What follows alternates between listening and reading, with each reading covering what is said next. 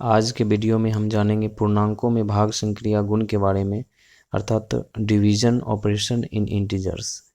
इसके अंतर्गत हमारा पहला पॉइंट है, जब हम एक ऋणात्मक पूर्णांक को धनात्मक पूर्णांक से भाग देते हैं तो हम उन्हें पूर्ण संख्याओं के रूप में भाग देते हैं और उसके बाद भागफल के पहले ऋण चिन्ह अर्थात माइनस का चिन्ह लगा देते हैं और हमें एक ऋणात्मक पूर्णांक प्राप्त होता है। इसे हम एक उदाहरण से समझते हैं। जैसे -12 है और इसमें हम +2 से भाग दे रहे हैं, तो सर्वप्रथम हम क्या करेंगे कि 12 में 2 से भाग देंगे और जितना भागफल आया उसके पहले माइनस का चिन्ह लगा देंगे।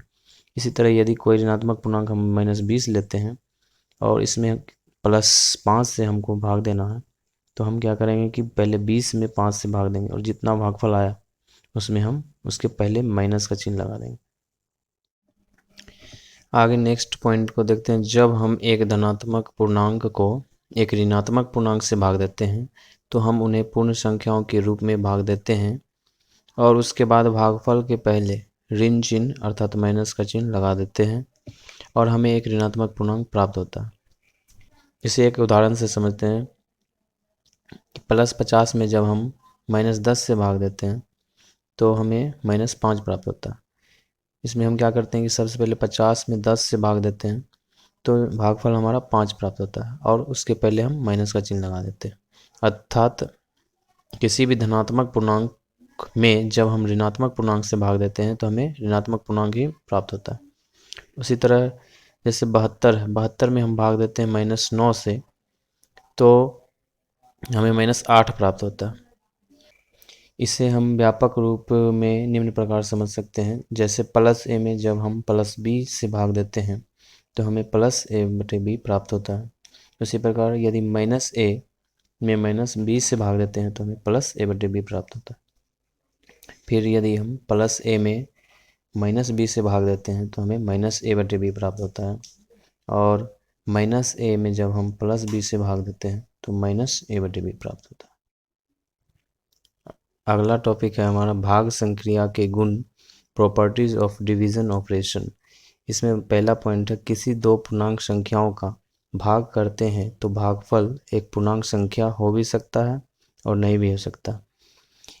इसे उदाहरण से समझते हैं। जैसे 6 में हम -2 से भाग करते हैं तो हमें -3 प्राप्त होता है जो कि एक पूर्णांक संख्या।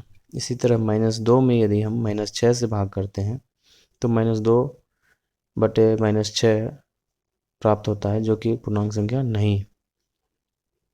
अगला पॉइंट है, 0 में किसी भी पूर्णांक से भाग करने पर भागफल 0 प्राप्त होता है। जब हम 0 में किसी भी पूर्णांक संख्या से भाग करते हैं तो हमारा भागफल 0 प्राप्त होता है।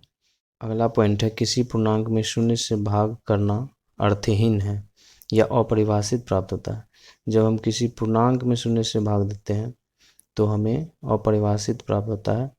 जैसे कि यदि -4 में हम भाग देते हैं 0 से तो अपरिभाषित प्राप्त होता है। 5 में यदि भाग देते हैं 0 से तो अपरिभाषित प्राप्त होता है। अगला पॉइंट है, किसी पूर्णांक में 1 से भाग देने पर हमें वही पूर्णांक संख्या प्राप्त होता है। जैसे -15 में हम 1 से भाग देंगे तो हमें -15 प्राप्त होता है। इसी तरह यदि +5 में हम 1 से भाग देते हैं तो हमें +5 ही प्राप्त होता है, वही पूर्णांक संख्या प्राप्त होता है। ठीक है। 5 नंबर पॉइंट अगला देखते हैं। किसी पूर्णांक में यदि -1 से भाग देते हैं तो हमें पूर्णांक ऋणात्मक या धनात्मक प्राप्त होता है। ठीक है। जैसे कि -4 में जब हम भाग देते हैं -1 से तो हमें 4 प्राप्त होता है। उसी तरह यदि +4 पूर्णांक +4 में जब हम भाग देते हैं पूर्णांक -1 से तो हमें -4 प्राप्त होता है।